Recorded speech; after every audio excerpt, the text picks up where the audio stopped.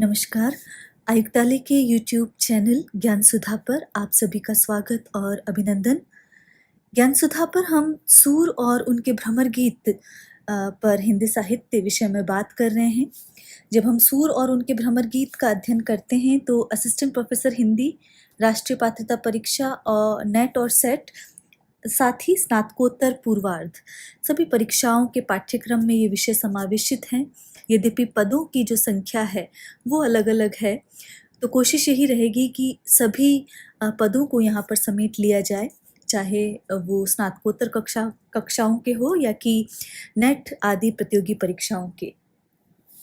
जैसा कि हम जानते हैं कि सूर कृष्ण भक्ति काव्य में अपना विशिष्ट स्थान रखते हैं और हम जानते हैं कि भारतीय साहित्य में श्री कृष्ण का विशिष्ट महत्व है और उनके बाल रूप से लेकर गीता के उपदेशक योगेश्वर रूप तक अनेक झांकियाँ मिलती हैं। कृष्ण को विष्णु का पूर्णावतार जो है भारतीय वाङ्मय में माना जाता है, तो विष्णु के पूर्णावतार के रूप में आते हैं। और भक्ति काल में जैसा कि हमने बीती कक्षा में जिक्र किया, वल्लभ संप्रदाय, निम्बार्क संप्रदाय, हरिदासी संप्रदाय, चैतन्य संप्रदाय, गौड़ी संप्रदाय आदि के अंतर्गत कृष्ण भक्त कवियों ने काव्य रचना की है। कृष्ण भक्त कवियों में अष्टछाप का अपना एक विशिष्ट स्थान है और जब हम अष्टछाप के कवियों को देखते हैं तो जैसा कि हम जानते हैं कि गोस्वामी विट्ठल नाथ ने इन कवियों पर अपने आशीर्वाद की छाप लगाई थी और गोस्वामी विट्ठल नाथ जो हैं वो वल्लभाचार्य के पुत्र हैं। ये अष्टछाप या अष्ट सखा कवि कहलाते हैं और इनमें सूरदास, कुंभनदास, परमानंद दास, कृष्णदास ये वल्लभाचार्य के शिष्य थे और शेष चार जो हैं जिनमें गोविंद स्वामी, नंददास, छीत स्वामी और चतुर्भुज दास गोस्वामी विट्ठल नाथ के शिष्य हैं। आज हम इनकी रचनाओं को सरसरी दृष्टि से देख लेते हैं क्योंकि ये प्रश्न पूछे जाते हैं और इन्हीं पे सर्वाधिक प्रश्न कृष्ण भक्ति काव्य धारा में बनते हैं। सूरदास की जो रचनाएं हैं प्रमुख वो सूर सागर और साहित्य लहरी,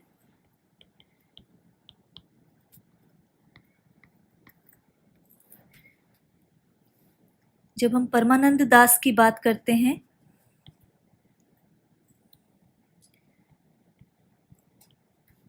इनकी रचना है परमानंद सागर।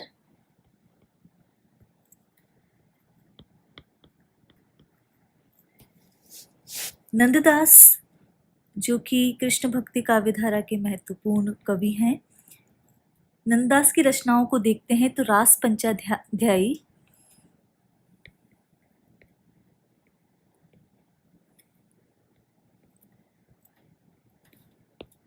रस मंजरी,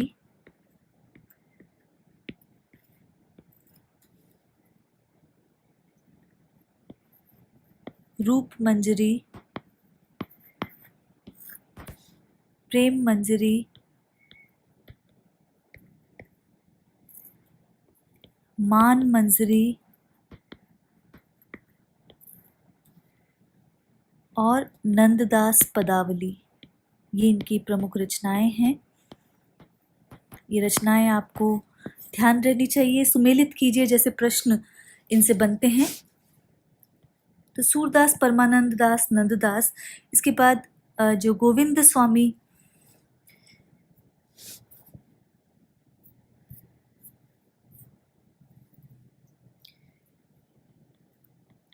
स्वामी भी अष्टछाप के महत्वपूर्ण कवि हैं और गोविंद स्वामी विट्ठल नाथ के शिष्य ठहरते हैं। इनकी रचना है पदावली।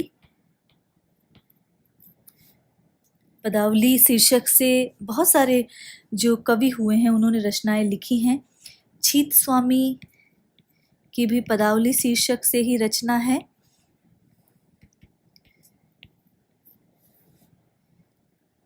चतुर्भुज दास,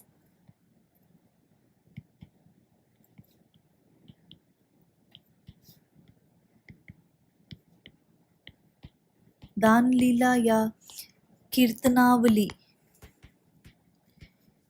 इनकी रचनाएं हैं और कुंभन दास ने भी पदावली में इनके भी पद मिलते हैं। तो ये प्रमुख जो अष्टछाप के जो कवि हैं, 8 कवि, उनकी जो रचनाएं हैं उन पर हमने बात की। तो अष्टछाप के ये जो कवि हैं, जिनमें कि 4 शिष्य वल्लभाचार्य के हैं और 4 शिष्य विट्ठलनाथ के हैं, ये कृष्ण की भक्ति निरंतर करते रहते थे और कृष्ण की विविध लीलाओं का वर्णन वहाँ पर पद रूप में करते थे। तो इन पदों का उल्लेख हम कृष्ण भक्ति काव्य धारा के अंतर्गत पढ़ते हैं और कृष्ण भक्ति में आज भी ये पद निरंतर गाए जाते हैं। हम व्याख्या पक्ष पर बात कर रहे हैं और 35 पदों तक हमने अध्ययन कर चुके हैं हम, और इसमें हमने देखा कि किस प्रकार उद्धव के ब्रज आगमन पर और उनके जो ज्ञान का उपदेश या योग मार्ग का जो कठिन उपदेश वे गोपियों को देते हैं, उससे गोपियां खींच जाती हैं, नाराज़ होती हैं, वो विश्वास ही नहीं करती हैं कि जो कृष्ण उनके अनन्य जो सखा है वो उनके लिए ऐसा कठिन योग मार्ग का संदेश उनके लिए भेज सकते हैं। तो अगला जो पद है उसमें वे नाना भांति से विभिन्न प्रकार की उक्तियों से उद्धव पर तो व्यंग्य कर ही रही हैं, साथ ही जो नाना प्रकार के संचारी भाव हैं, चाहे वो कुब्जा के प्रति ईर्ष्या का भाव हो या कि स्मृति संचारी भाव हो, उनके माध्यम से कृष्ण को भी याद कर रही है। तो यहाँ पर वो कुब्जा, क्योंकि कहा गया है कि गोकुल में जो मथुरा में कुब्जा नाम की एक स्त्री है जो कृष्ण के अत्यंत निकट है, कृष्ण ने जिसका कोढ़ भी दूर कर दिया है। तो वहाँ एक स्त्री सुलभ जो ईर्ष्या है वो गोपियों में दिखाई दे रही है और वो कह रही हैं, बरु वे कुब्जा भलो कियो। भलो कियो का अर्थ है अच्छा किया।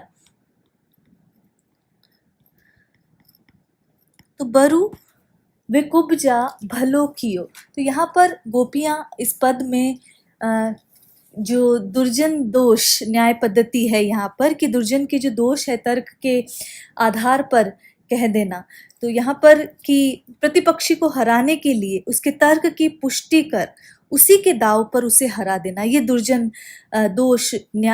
तोष न्याय कहा जाता है कि प्रतिपक्षी को हराने के लिए। तो ये बात ध्यान रखें कि यहाँ दुर्जन तोष न्याय है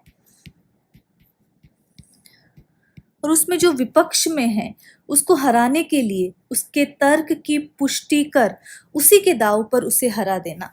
तो बरु वे कब कुब्जा भलो कियो, तो कुब्जा प्रेम पर व्यंग्य करती हुई वे उद्धव से कहते हैं कि उस कुब्जा ने कृष्ण को अपने वशीभूत करके अच्छा ही किया है, जो कृष्ण को उसने बांध लिया है तो संभवतः अच्छा ही किया है।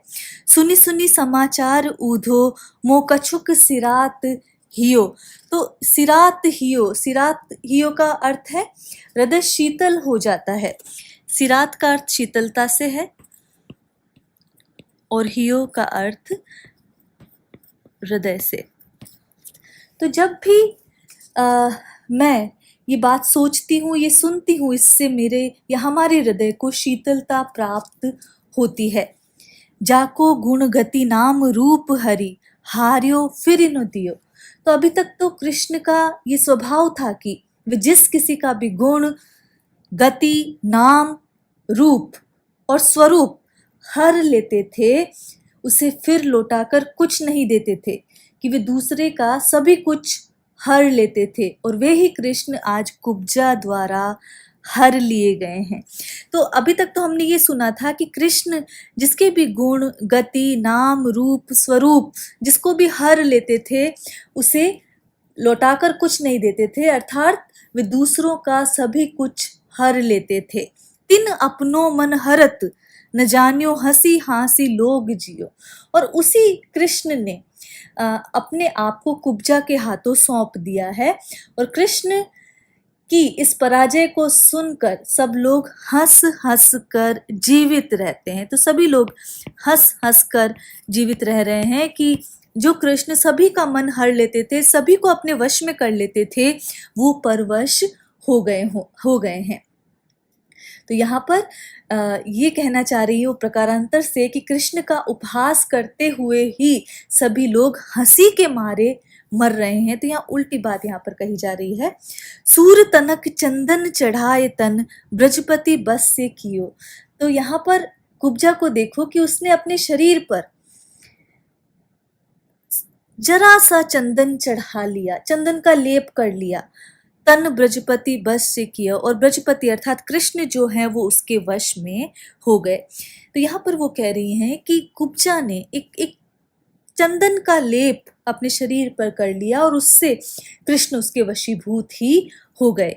और सकल नागरी नारिन को दासी दाव लियो। और इस प्रकार संपूर्ण नागरिकाओं को, संपूर्ण नगर में रहने वाली स्त्रियों को पराजित कर उनके ऊपर उसने विजय प्राप्त कर ली। यहाँ यह कहा जा रहा है कि जो कुब्जा थी वो नगर की सभी सयानी स्त्रियों को हराकर कृष्ण को आकर्षित करने में पहले ही बाजी जीत गई। तो ये जो दासी है अन्य चतुर रमणियों की होड़ में जीत गई, ये बात यहाँ पर कहा गया है। जब हम देखते हैं तनिक चंदन चढ़ाए, तो यहाँ पर ये व्यंग्य परक है कि जरा सा कोई चंदन के लेप से कैसे वश में कर सकता है। तो लेकिन जरा से चंदन से कृष्ण को इतना अधिक वश में यहाँ पर कर लिया है। तो ये बात यहाँ पर एक कुबड़ी दासी, एक कुब्जा दासी के लिए कहा गया है। संपूर्ण पद में व्यंग्य है, अभिधा में बात नहीं की गई है, व्यंग्य में बात की गई है, और असूया संचारी भाव यहाँ पर माना जाएगा। जो असूया है एक तरह से ईर्ष्या का जो भाव है वो असूया संचारी भाव कहलाता है। विभिन्न संचारी भावों का यहाँ पर प्रयोग किया है। तो असूया में दूसरों के गुण दोष निकाले जाते हैं। तो असूया नामक संचारी भाव है जिसमें जलन या ईर्ष्या या डाह जो ये चीज़ें आती हैं, तो वहाँ ईर्ष्या नामक संचारी भाव आता है।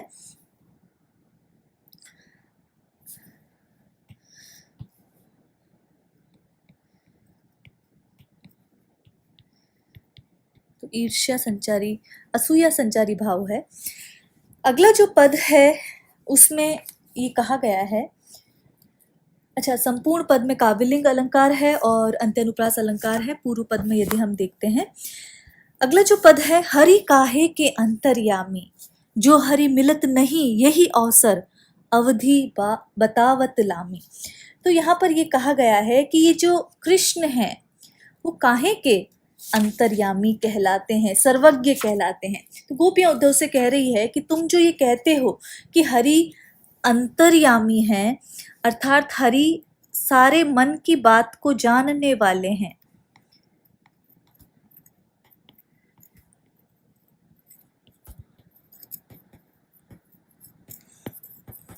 या कि सर्वज्ञ बात तो ठीक नहीं होती।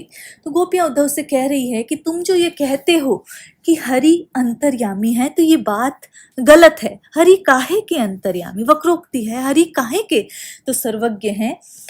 जो हरि मिलत नहीं यही अवसर, अवसर का तात्पर्य अवसर से है।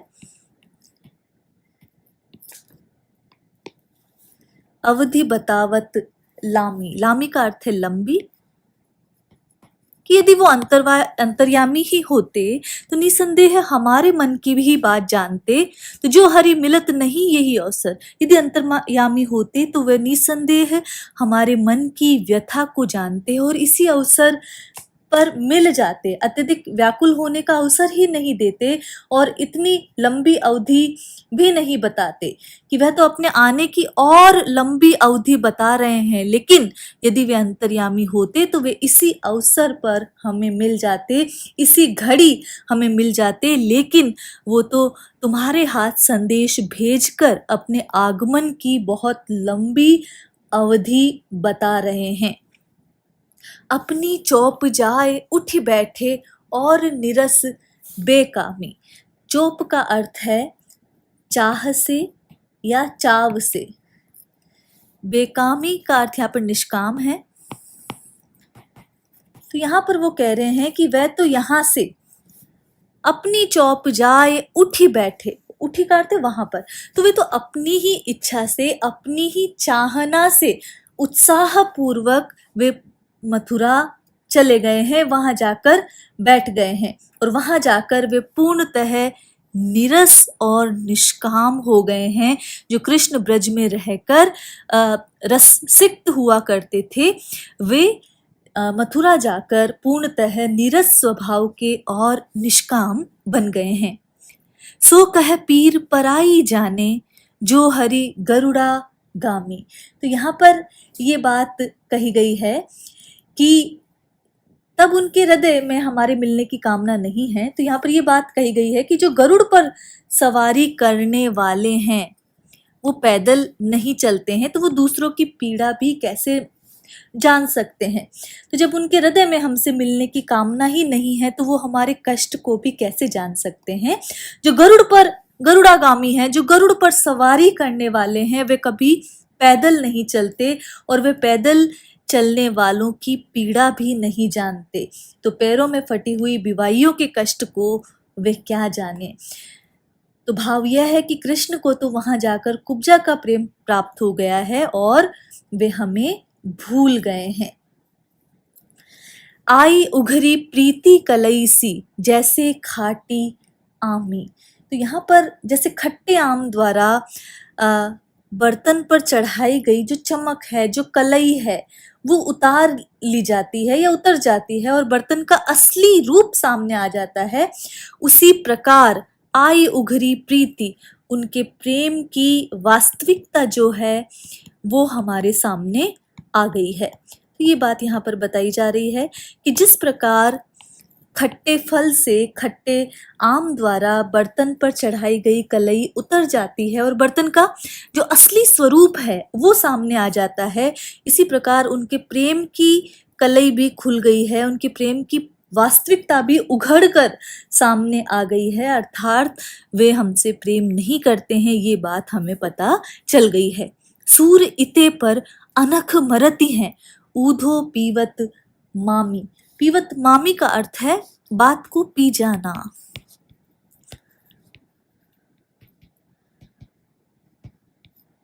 और अनख का अर्थ है कुढ़कर। सूर इते पर अनख मरती हैं, ये सब जान लेने पर भी हम इस बात पर कुड़ कुड़ कर मरी जा रही हैं कि वे हमारी ऊधो पीवत मामी, कि वे हमारे प्रेम पर, प्रेम की बात को पी जा रहे हैं, मौन साध कर बैठ गए हैं। न तो वे यह कहते हैं कि हमसे प्रेम नहीं करते हैं और न यही कहते हैं कि वे हमसे प्रेम करते हैं। तो हे उद्धव, उन्होंने हमारी बात को पी लिया है, अर्थात हमारी बात को वो चुप करके बैठ गए हैं, चुप्पी साध कर बैठ गए हैं। तो बात को पी जाने के लिए पीवत मामी, ये उदाहरण लिया जाता है। यहाँ पर यदि हम देखें तो आई उघरी प्रीति कलई, जब ये पंक्ति देखते हैं तो यहाँ पर लोकोक्ति का प्रयोग किया गया है।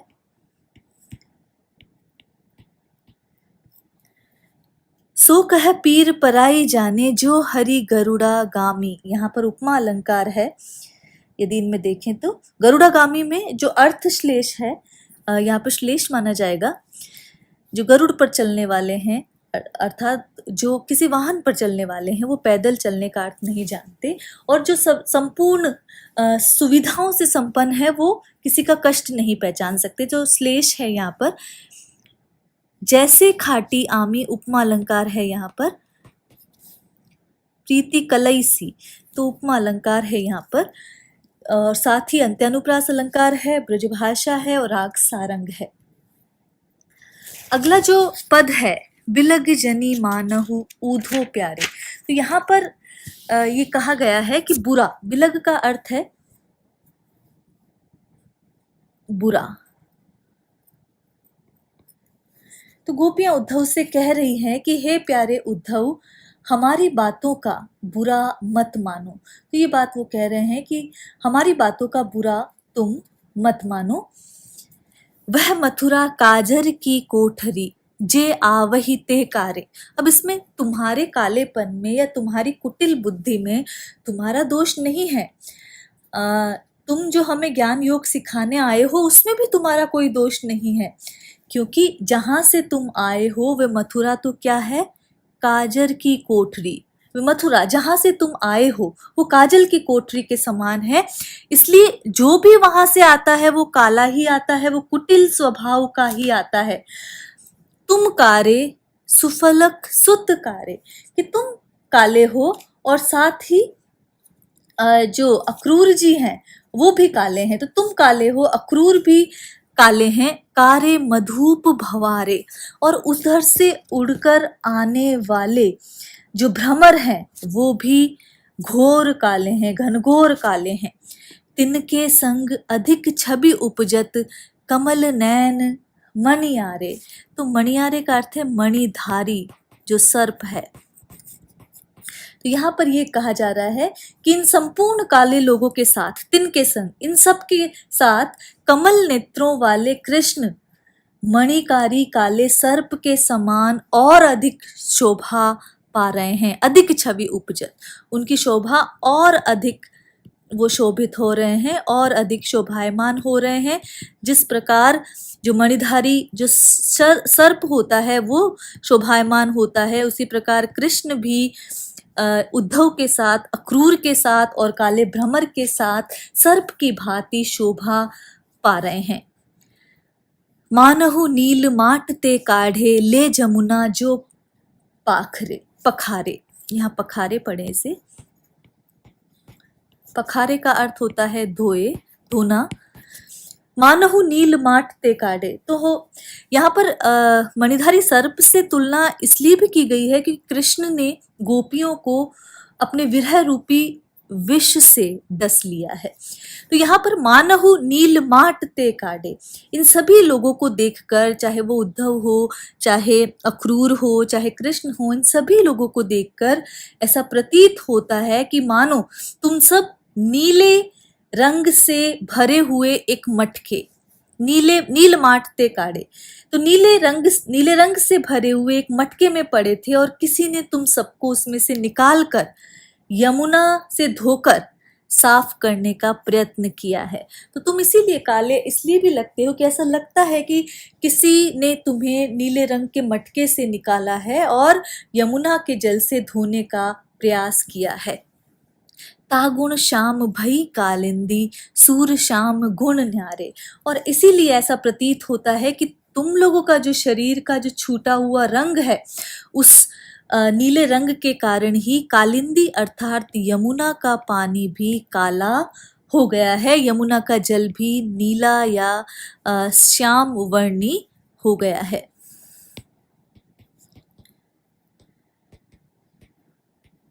तो इन काले लोगों के गुण जो हैं, सूर श्याम गुण न्यारे, तो इन काले लोगों के जो गुण हैं वो अलग होते हैं। तो हे उद्धव, तुम हमारी किसी भी बात का बुरा नहीं मानो, क्योंकि वे मथुरा जहाँ से तुम आए हो वो तो काजर की कोठरी है, और काजल की कोठरी में कैसो भी सयानो जाए, एक दाग लागी है पे लागी है, तो इस तरह की बात कही जाती है। तो यहाँ पर मनियारे शब्द का प्रयोग किया है, जिसका अर्थ मणिधारी है, लेकिन इसका अर्थ सुहावना और रौनक भी माना जाता है।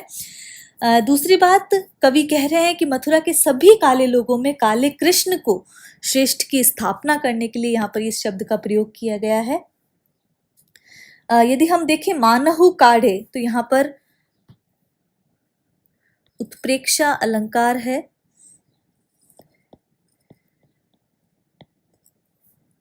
तागुन कालिंदी, जब इसमें देखते हैं तो तदगुण अलंकार है, और जो श्याम शब्द है यहाँ पर इसमें श्लेष आया है, अंत्यानुप्रास अलंकार है, ब्रजभाषा का प्रयोग है, तो इस तरह का प्रयोग है।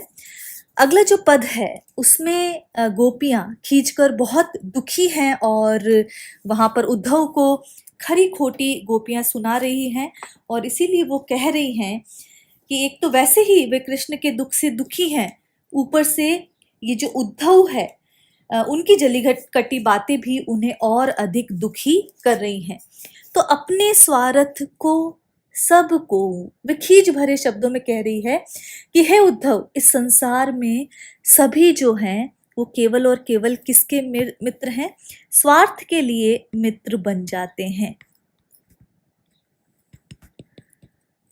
तो अपने स्वार्थ के लिए सभी कोई अपने मित्र बन जाते हैं और स्वार्थ पूरा होते ही विलग हो जाते हैं। चुप करी रहो मधुप रस लंपट, तुम देखे अरु बोऊ।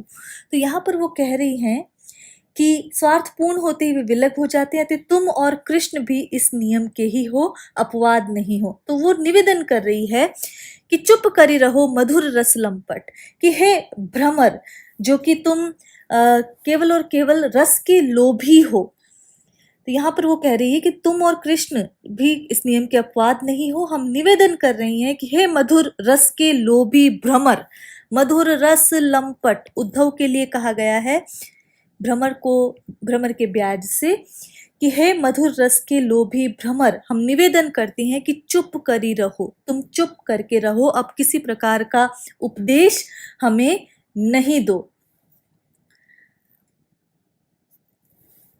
तुम देखे अरुबो, मैं हमने तुम्हें भी देख लिया है और हमने कृष्ण को भी अच्छी तरह देख लिया है। हमने तुम्हें भी देखा है अरुबो, और उस कृष्ण को भी हमने अच्छे से देख लिया। अरुबो अर्थात और वह भी, और उसे भी, अर्थात कृष्ण को भी हमने अच्छी तरह देख लिया है।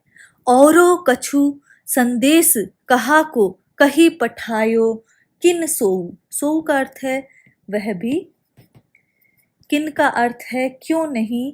तो ये है यहाँ पर कि हमने तुम्हें और तुम्हारे कृष्ण को अच्छी तरह देख लिया है। कृष्ण ने यदि औरों कछु संदेश कहा को कही, और यदि कृष्ण ने तुम्हें किसी संदेश को देने के लिए हमारे पास तुम्हें भेजा है, कुछ संदेश कहने के लिए भेजा है, तो उसे भी क्यों नहीं कह डालते हो कि यदि और भी कुछ कहने के लिए भेजा है तो वह संदेश भी सुना दो। तुमने ज्ञान की बात, योग की बात तो कह ही दी, और भी कुछ बच गया हो, और भी कोई संदेश हो जो देने के लिए यहाँ पठायो, भेजा गया है, तो क्यों नहीं तुम उसको भी, वह संदेश भी हमें सुना देते हो। लीने फिरत जो जुबतिन को बड़े सयाने दो। तो यहाँ पर वो कह रही हैं कि तुम दोनों ही बड़े चतुर हो, कि कितना अंधेर है तुम्हारे यहाँ कि दोनों ही युवतियों के लिए योग का संदेश, जो युवतियों के लिए नहीं होना चाहिए कठिन योग का उपदेश, वो तुम दोनों ही युवतियों के लिए योग का संदेश, उपदेश लिए फिरते रहते हो, क्योंकि कोई भी नहीं सोचता कि योग युवतियों के लिए वरेण्य नहीं है। तब कत मोहन रास खिलाई, जो पे ज्ञान हुतो हुतो। तो यहाँ पर यदि ज्ञान ही सब कुछ था तो मोहन ने हमसे रास क्यों खेला। तो यहाँ पर सीधा सीधा वो प्रश्न कर रही है कि ये जो ज्ञान जो आज बघार रहे हो तुम और तुम्हारे कृष्ण, वे उस समय कहाँ चला गया था जब कृष्ण ने हमारे साथ मनोहर का रास खेला था। तो वो सीधे सीधे कह रही हैं कि जब योग ही उचित था तो पहले कृष्ण ने हमारे साथ रास का खेल क्यों खेला। अब हमरे जिए बैठो यह पद, होनी हो सो होई। तो अब ये है कि अब तो हम पूरी तरह रास में लिप्त हो चुकी है, अतः हमारे लिए कुछ भी सोचना अब और कुछ हम नहीं सोच सकती। अब तो हमारे मन में अब हमरे जिए बैठो, अब ये जो बात है रास वाली बात या भक्ति की जो बात है, ये बात हमारे मन में निश्चित हो गई है, इसलिए अब आगे जो भी होगा, होना होगा, वो हो जाएगा। हम व्यर्थ ही हमारे मस्तिष्क को खराब नहीं करेंगे। मिटी गयो मान परेखा ऊधो। तो यहाँ पर परेखा का अर्थ है पश्चाताप।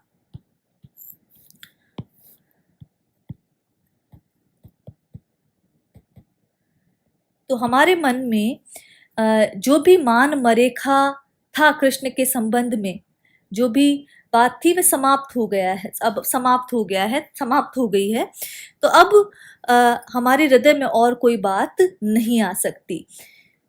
सूरदास प्रभु गोकुल नायक, चित्त चिंता अब खोऊ। तो यहाँ पर सूरदास कहते हैं कि गोपियों ने कहा हे उद्धव कि कृष्ण तो गोकुल के नायक हैं, गोकुल के नाथ हैं, गोकुल के स्वामी हैं, वही हमारे चित्त, वही हमारे सर्वस्व भी है। चिंता अब खो, तो अब तुम अपने मन की चिंता खो दो या मिटा दो, हमें इस बात का दृढ़ विश्वास है कि कृष्ण हमारे हैं और गोकुल के स्वामी हैं, अतः और कोई बात सोचने का कोई औचित्य ही नहीं है। तो वो यहाँ साफ कह रही हैं कि वो हमारे ही नायक हैं, गोकुल के स्वामी हैं, इसलिए हमारी चिंताएं स्वयं ही दूर करेंगे, तुम इन सब बातों को छोड़ दो। तो यहाँ पर हमारे वो बार बार ये कह रही हैं कि हे उद्धव, कृष्ण की उपेक्षा और मौन के प्रति हमारे हृदय में अब तक जो कुछ भी मान और पश्चाताप की भावनाएं थी वह भी मिट गई हैं। हमारे जो कृष्ण ने प्रेम की उपेक्षा भले ही कितनी ही की हो, उसके प्रति हमने मान कर लिया था, हम नाराज हो गई थी, उस पर हमने पश्चाताप भी हुआ, वो सारी चीजें मिट गई और अब हमारे हृदय में कृष्ण के किसी प्रकार की कृष्ण के प्रति कोई शिकायत नहीं है और उलाहना नहीं है। तो प्रकारांतर से यह भी कहा जा सकता है कि कृष्ण जो उद्धव के हाथों योग मार्ग का संदेश भेज रहे हैं, वो गोपियों को अहंकार रहित करना चाहते हैं, उन्हें निर्मल करना चाहते हैं, उनके मान को दूर करना चाहते हैं, इसीलिए वो ऐसा कठिन संदेश वहाँ पर भेजते हैं। तो यदि पूरा संदेश देखते हैं तो प्रारंभ के जो पंक्तियां हैं वहाँ पर कृष्ण की स्वार्थ परता बताई गई है और अंतिम पंक्तियों में गोपियों का जो अनन्य प्रेम है वो यहाँ पर दिखाया गया है। यदि संचारी भाव की बात करें हम, तो जो अमर्ष नाम का जो संचारी भाव है उसकी व्यंजना यहाँ पर की गई है और अमर्ष का अर्थ क्रोध या कोप होता है। अपने अपमान तिरस्कार आदि से उत्पन्न जो क्षोभ होता है वो अमर्ष है और वो गोपियों में यहाँ पर सूरदास ने दिखाया है। तो इस अमर्ष संचारी भाव की व्यंजना है, साथ ही अंत्यानुप्रास अलंकार यहाँ पर देखा जा सकता है। आगे का जो पद है उसमें ये कहा गया है कि तुम जो कहत संदेशो आनी, कहा करो वा नंद नंदन सो, होत नहीं हित हानि। तो उद्धव से गोपियां कह रही हैं कि हे उद्धव, तुम हमें कृष्ण प्रेम का संदेश न सुनाकर जो दूसरा ही संदेश सुना रहे हो उसे सुनकर हम क्या करें, क्योंकि हमसे नंद नंदन कृष्ण के प्रेम की हानि नहीं हो सकती, नंद नंदन का जो प्रेम है उसकी हानि हम नहीं कर सकती, तो तुम्हारे कहने से उनसे प्रेम करना हम नहीं छोड़ सकती, तो तुम ये हमें दूसरा संदेश क्यों ही सुना रहे हो। जोग जुगति की ही काज हमारे, यद्यपि महा सुख खानी। तुम इस योग की साधना को, इस योग की युक्ति को महासुखों की खान बता रहे हो, लेकिन ये हमारे किस काम का है? हमारे तो किसी काम का ही नहीं है। भले ही ये योग साधना महान और अनन्य सुखों को प्रदान करने वाली है, लेकिन हमारे किस काम की? अर्थात ये करने पर हमें कृष्ण को त्यागना पड़ेगा, जो कि संभव ही नहीं है। इसलिए ये योग की साधना हमारे किसी काम की ही नहीं है। सने स्नेह श्याम सुंदर के, हिलिमिली के मन मानी। तो यहाँ पर हमारा सर्वस्व सुख तो कृष्ण प्रेम में निहित है और हमारा मन श्याम सुंदर के साथ हिल मिल कर उसके स्नेह में पूरी तरह पग गया है। तो इस प्रकार वो अलग नहीं हो सकता। 16 लोह परसी पारस जो, सुबरन 12 बानी। 12 बानी सोना यहाँ पर कहा गया है।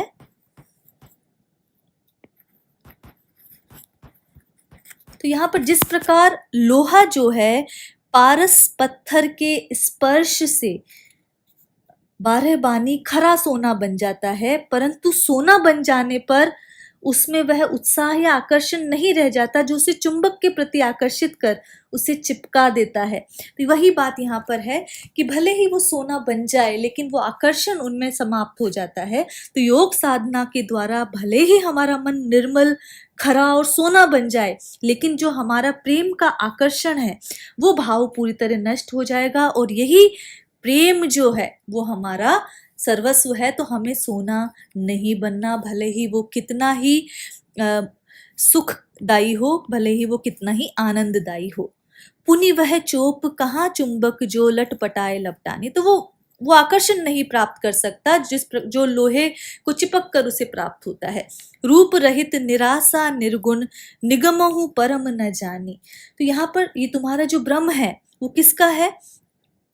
निष्काम, निराश का अर्थ यहाँ पर निष्काम से है, निर्गुण से, और जो निगम को जानने वाले हैं, जो वेदों को ज्ञान प्राप्त करने वाले हैं, वो भी इसकी मूल तक नहीं पहुंच पाए हैं। जो कि तुम्हारा रूप रहित जो निर्गुण है, तुम्हारा ब्रह्म जो है वो निष्काम निर्गुण और ऐसा अगम्य है कि वेद भी उसका ज्ञान नहीं जान पाते। तो ऐसा अगम्य है कि वेद और निगम भी उसका जो ज्ञान है वो प्राप्त नहीं कर पाते। सूरदास कौन विदितासो अब कीचे पहचानी। तो यहाँ पर सूरदास कह रहे हैं गोपियों के माध्यम से कि तुम्हारे ऐसे ब्रह्म के साथ हम किस प्रकार परिचय प्राप्त करें, अर्थात हम अबला उस ज्ञान को कैसे प्राप्त कर सकती हैं, कौन विधि किस प्रकार प्राप्त कर सकती है, क्योंकि यह असंभव है।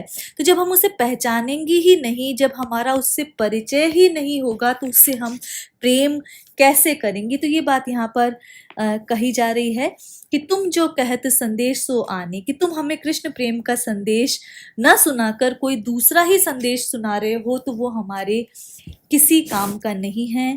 प्रेम की गरिमा बताई गई है